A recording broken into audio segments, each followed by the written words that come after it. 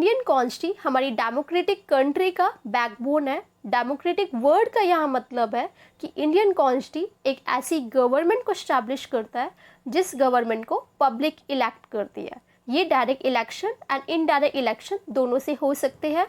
Indian constitution को 26 नवंबर 1949 में constituent assembly के द्वारा अडॉप्ट किया जाता है, जो कि फोर्स में 26 जनवरी 1950 से आता है। इस वीडियो में हम इंडियन कॉन्स्टिट्यूशन के सभी सोर्सेज को डिस्कस करेंगे और साथ में इंडियन कॉन्स्टिट्यूशन में इन सभी सोर्सेज की लोकेशन को भी एड्रेस करेंगे। और ये video mainly judiciary mains answer writing के लिए भी इम्पॉर्टेंट है, क्योंकि कुछ स्टेट्स में इंडियन कॉन्स्टिट्यूशन मेंस में भी आता है। चलिए इस सेशन को स्टार्ट करते हैं। सबसे पहला government of India act. Government of India act 1935 को ब्रिटिश गवर्नमेंट पास करती है, जिसमें 321 सेक्शंस एंड 10 शेड्यूल्स मेंशन होते हैं। तो 1935 एक्ट से मेनली 4 चीज़ों को अडॉप्ट किया गया है, जो कि हमारे इंडियन कॉन्स्टिट्यूशन में मेंशन है। तो सबसे पहला फेडरल लेजिस्लेचर। फेडरल लेजिस्लेचर में 2 हाउसेस होते थे, council of states and legislative assembly. Council of states का मतलब upper house and legislative assembly का मतलब लोअर हाउस, जिसका टेन्योर 5 इयर्स ही था।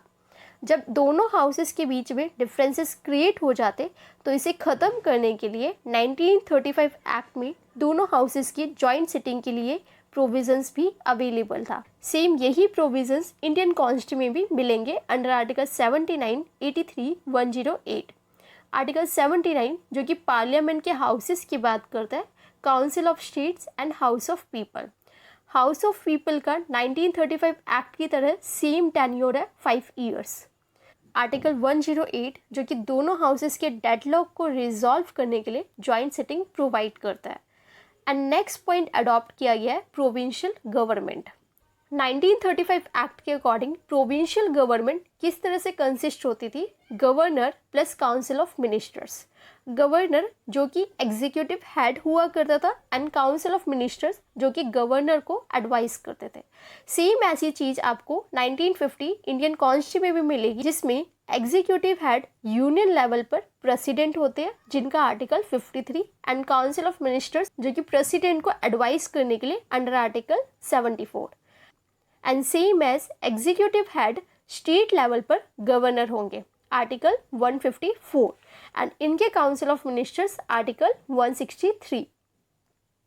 एंड नेक्स्ट पॉइंट अडॉप्ट किया गया distribution of legislative powers between centre and provinces. 1935 act में भी 3 लिस्ट प्रोवाइड थी, federal list, provincial list and concurrent list. Federal list पर फेडरल लेजिस्लेचर का पावर था, जिसमें 59 सब्जेक्ट्स मेंशन थे।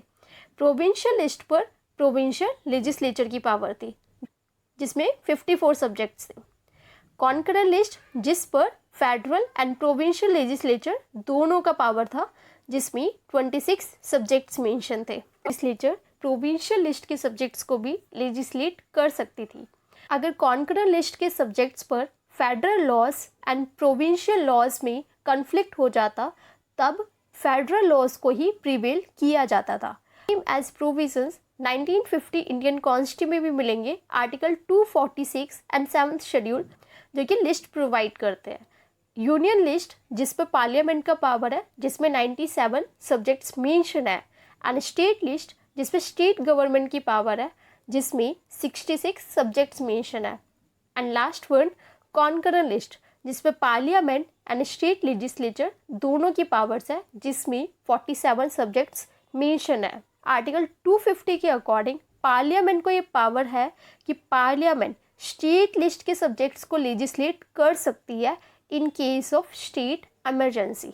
एंड वहीं 254 के अकॉर्डिंग अगर parliamentary laws and state legislature laws में इनकन्सिस्टेंसी होती है, मतलब कॉन्ट्राडिक्टरी होती है on the subjects of concurrent list, तब इस केस में पार्लियामेंट्री लॉज ही प्रिवेल करेंगे एंड स्टेट लॉज को वाइड डिक्लेयर कर दिया जाएगा। अगर स्टेट लॉज पर प्रेसिडेंट की एसेंट हो, तब इस केस में स्टेट लॉज प्रिवेल करेंगे, ना कि पार्लियामेंट्री लॉज।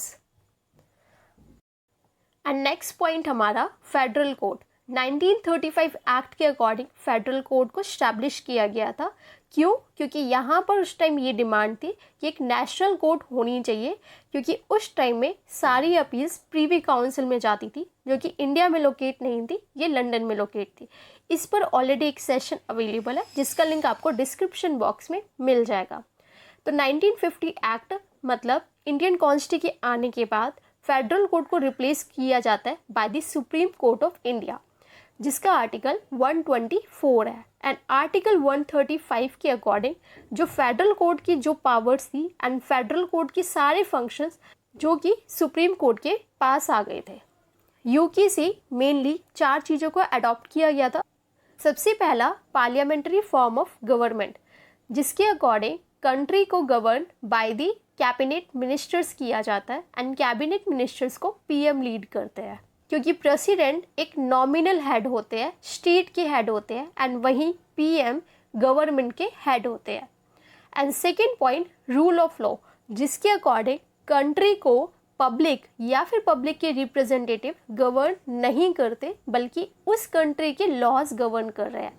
जैसे कि आर्टिकल 14 जो कि रूल ऑफ लॉ को प्रोवाइड करता है, equality before law and equal protection of law, no one is above the law.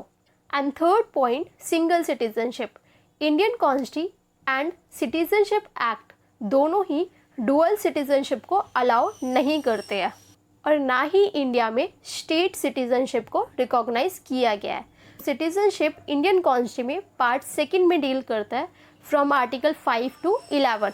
And last point, Ritz, जो कि हमारे आर्टिकल 32 एंड 226 में मिलती है, जिसमें supreme court and high court दोनों के पास पावर्स है रिट्स को इशू करने की। यूनाइटेड स्टेट्स ऑफ अमेरिका से सबसे पहले फंडामेंटल राइट्स को अडॉप्ट किया गया था, जो कि हमारे इंडियन कॉन्स्टिट्यूशन में पार्ट 3 में डील करते हैं फ्रॉम आर्टिकल 12 to 32, जिसमें टोटल 6 फंडामेंटल राइट्स प्रोवाइड किए गए हैं।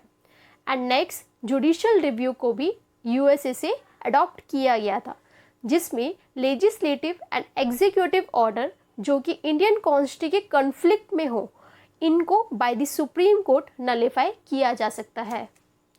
And last point, impeachment of president, जो कि आर्टिकल 61 में मिलता है, जिसके अकॉर्डिंग अगर प्रेसिडेंट कॉन्स्टिट्यूशन को वायलेशन करते हैं, तब पार्लियामेंट का कोई भी हाउस प्रेसिडेंट के ऊपर चार्जेस को प्रीफर कर सकता है, एंड अनदर हाउस जो सेकेंड हाउस है वो उन चार्जेस को इन्वेस्टिगेट करेगा। आयरलैंड से DPSP directive principles of state policies को अडॉप्ट किया गया, जो कि इंडियन कॉन्स्टिट्यूशन में पार्ट 4 में डील करते हैं, जिसमें स्टेट पर कुछ ड्यूटीज़ को इम्पोज किया गया है, जिन ड्यूटीज़ को हम 3 पार्ट्स में डिवाइड कर सकते हैं। सबसे पहला socialist directives, second Gandhian directives, and third one liberal intellectual directives.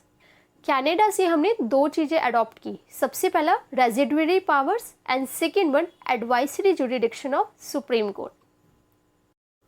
Residuary powers जो कि आर्टिकल 248 में मेंशन है, जिसके अकॉर्डिंग पार्लियामेंट के पास ये एक्सक्लूसिव पावर है कि अगर कोई ऐसा मैटर है जो कि concurrent list and state list में नहीं है, उस मैटर पर पार्लियामेंट ही लॉ बना सकती है।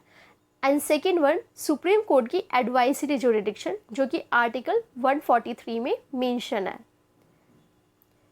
फ्रांस से हमने liberty, equality and fraternity, in 3 words को अडॉप्ट किया गया है, जो कि हमारे इंडियन कॉन्स्टिट्यूशन में प्रियम्बल में एज अ ऑब्जेक्टिव्स प्रोवाइड किए गए हैं।